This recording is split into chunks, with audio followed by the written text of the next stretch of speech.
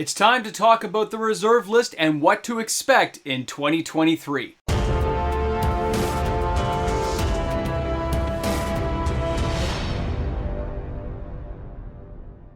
The reserve list. Love it or hate it, it's here forever until they get rid of it. So until that time comes, it's never getting reprinted, the cards are safe, and it's where the core value of Magic the Gathering lies for a lot of the secondary market. It is the linchpin that holds what's left of the secondary market together. Welcome back, everyone. MTG Moxman here, and thanks again for being here with me on the channel today. Because the reserve list is 572 cards that are never getting reprinted until they decide to print it. And when that happens, it is the end days, it's Armageddon. Because right now, any card that's not on that reserve list does get reprinted. It will be reprinted, which is why it's a very sketchy idea to invest in any secondary market card that's not on the reserve list. It's very interesting. I know, a hard idea to understand if you've never bought into the reserve list, because so many cards on the reserve list don't have apparent value. They're not being played anywhere. For all those amazing Commander players, they don't see the point in buying a lot of those cards, unless it's a dual land or cards of that ilk.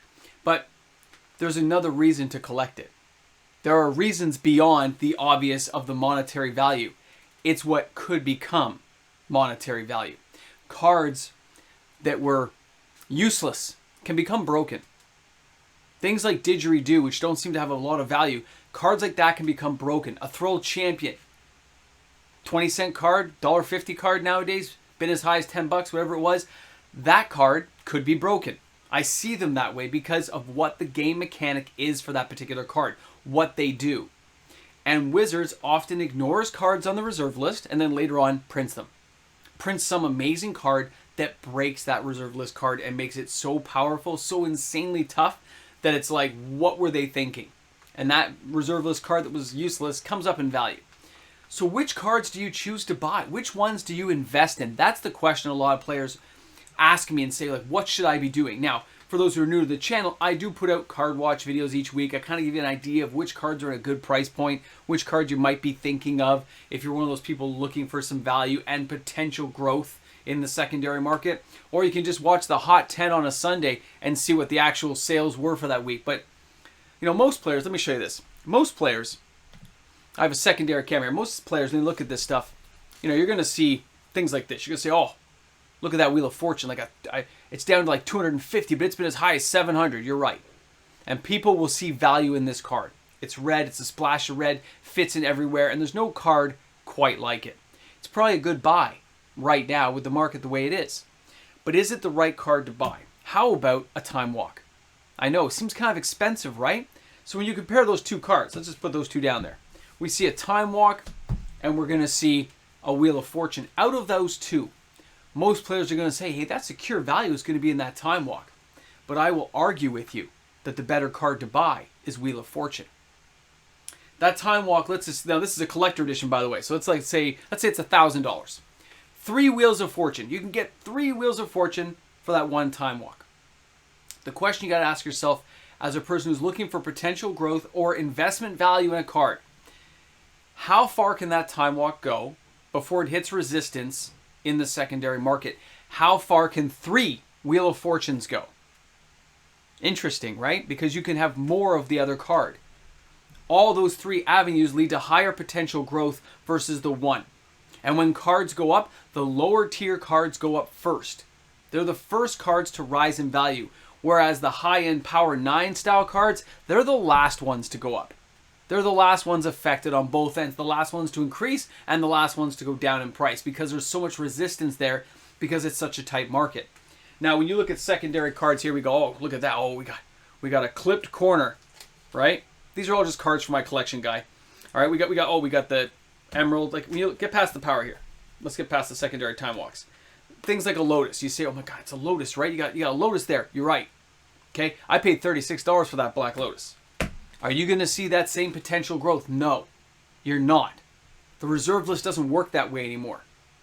The free tendies for all these high-end cards are gone. They are the secure blue chip, don't really go up, don't really go down, hold their value. You're stuck with it. It's the way it is. So people buying into those cards know that the market is kind of like locked in place. There might be little swings here or there, depending on condition, you know, near mint, light played, moderately played, heavily played, damaged. There can be shifts in that area, but for the actual reserve list cards, you're not going to see massive growth. Where if you start looking at lower end reserve list cards that do have versatility, those are the cards that are going to have growth. Most people say, hey, it's the dual lands, man, the dual lands. They are a solid staple. They are usually the beginning point for anyone getting into the reserve list. Those are usually a starting point for players. When you're looking at reserve list cards, they are usually that starting point where you say, I got my first dual land. Where back in the day, you'd say, yeah, I was buying dual lands for $5. You're right. Those days are done. They're done. We can, as old fogies, we can reminisce about that with you know, younger players coming up, the newer players who want to get in there. But that world is not going to be there for you. You're not going to get lucky like that. Unless you win the lottery or something, you find some weird collection somewhere lost in the Temple of Doom, it's not going to happen. So for players hoping to gain value and possibly trade into reserve list cards, you got to look at lower value cards. You have to.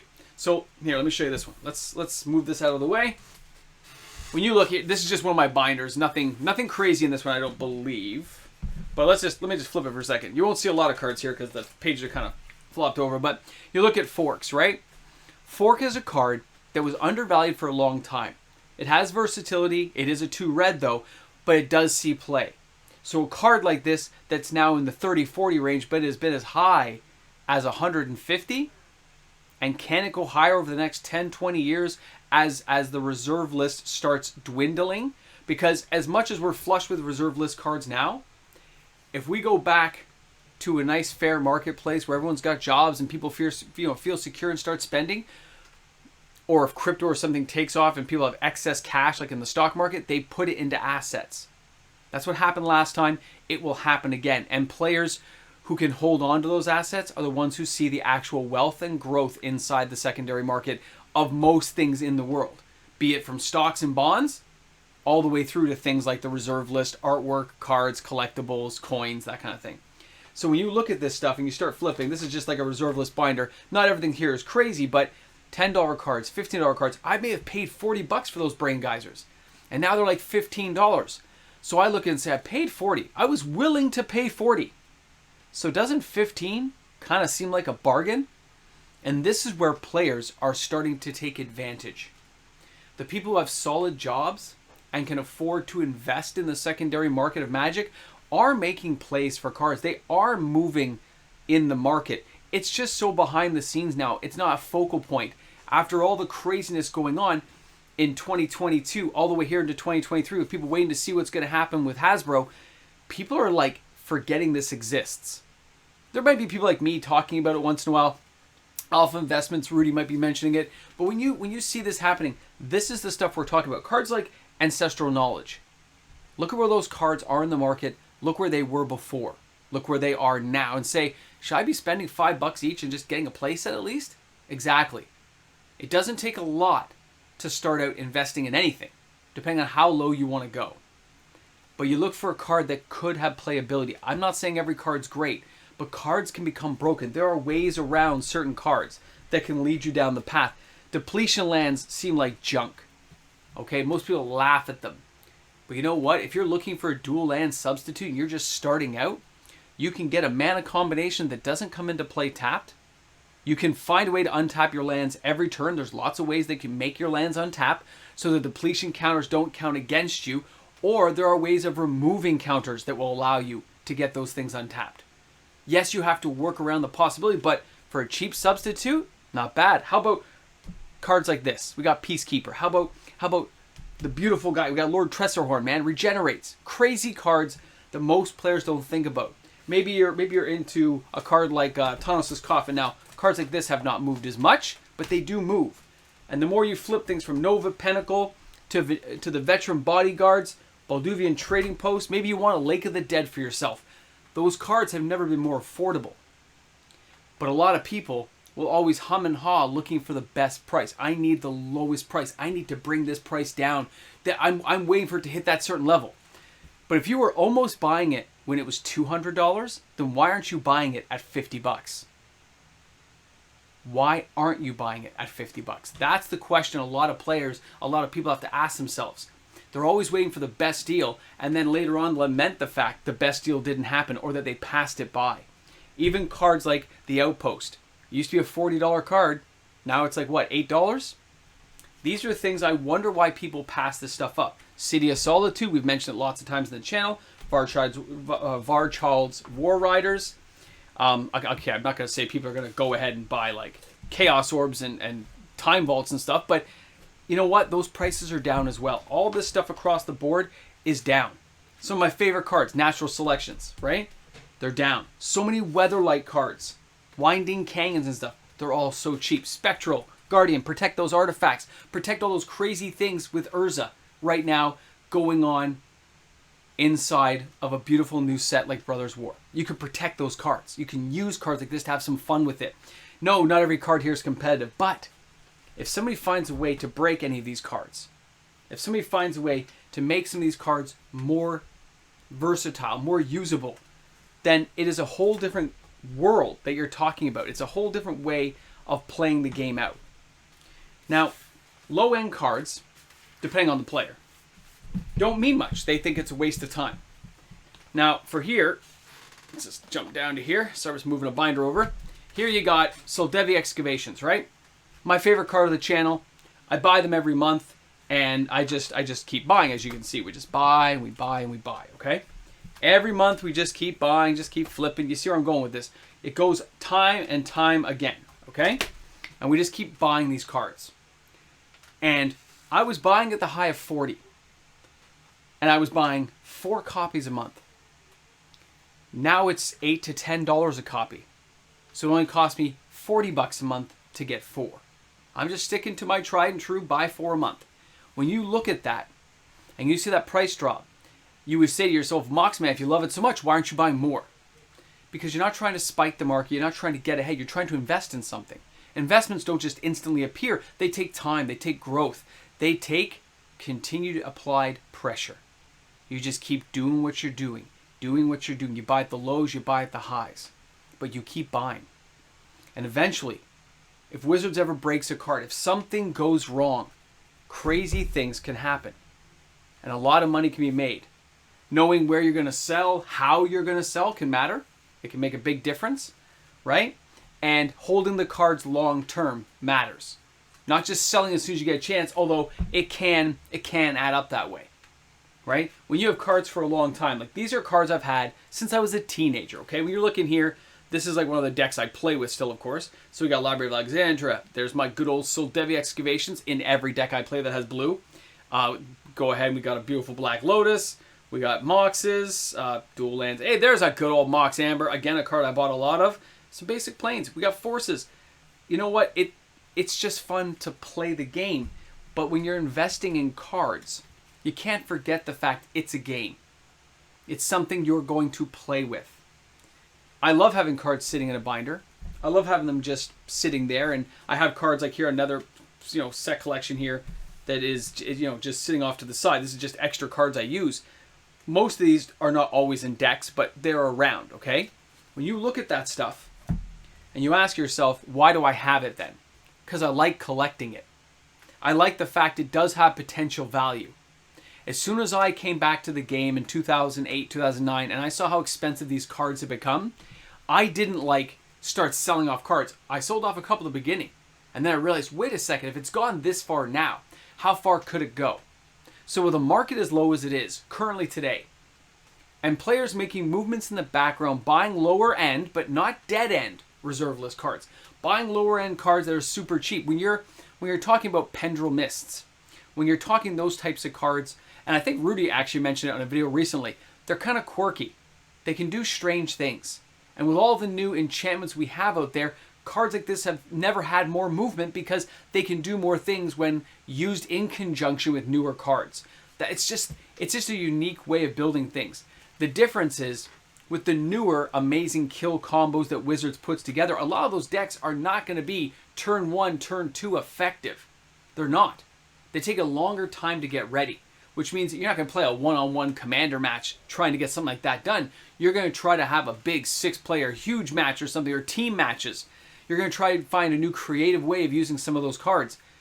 But if any of them actually get broken, if Wizards creates a new modern card that can be paired with an old card like that and make it more powerful, that's when a card like that can shoot up in value, and that's when you are glad you didn't ignore it. When you bought it for $5-10. That's when you're going to be patting yourself on the back saying, I did a good job. Look at I took a risk and I made a lot of money doing it if you sell. The same is right now in the market, all these people saying, I've lost thousands of dollars on paper. And I don't just mean paper, the magic card. I mean, you haven't sold the card yet. So you actually haven't lost any value. Remember that. Until you are forced to sell your collection, you haven't lost anything. You can actually wait for the market to recover. You can wait for the next buyouts to come around. And buyouts are happening again. They are coming around. There have been a lot of little sales here and there, and anything over 40 sales is usually a small buyout. It's a group of people buying it or a singular person who's taking advantage of some really great prices. And I've seen that in the last couple of months. So for those of you out there who are worried about diving into this stuff, you don't have to worry about buying super high-end, expensive cards like these. You don't have to buy the giant big boys of the game. You got to find a card you think is good. You got to find it at a decent price. And then buy a play set. Just a play set. 1 to keep, 3 to sell back into the market at some other point later down the road. Or maybe you actually just want a play set and it's never been a better time to buy. I find it interesting how many people are like, I just don't know if it's the right time. I don't know. Well, that depends on your personal situation at home. But I'll tell you right now, this market in the reserve list has slipped a lot. We are in a great price territory right now. And this is a very good time to buy when you see the availability of so many cards. I'm not saying buy 50 of something because that makes it very hard to move that amount of quantities. Even selling to a local LGS, they usually don't have the capacity to take in that many cards. But if you buy a card for $5, 2 years from now it becomes a $20 card. And you bought 4. Now you have $70, $80 in trade-in when you only spent $10, $15. And you don't have to worry about it getting reprinted. Interesting times, guys. Interesting times in the reserve list. Anyway, thanks for being here today. Thanks for hanging out and talking about the reserve list. I'm curious to see everyone's comments in the comment section about how they feel right now with the reserve list shopping. I know there's going to be people who don't like the reserve list in general, but are some of you out there actually starting to buy more of these cards? Because I'm noticing an upswing. You'll see it this week in the video, so we'll get to talk about it. But I'm looking forward to seeing those comments in the comment section. And thanks again, everyone, for hanging out with me on the channel. I look forward to seeing you tomorrow for another video. We'll see you then. Hey guys, a big shout out and thank you to all the fantastic patrons on this channel. I just want to say how much I appreciate each and every one of you for supporting the content and everything I do here. Thanks again, everyone. I look forward to seeing you for the next video. Have a great day.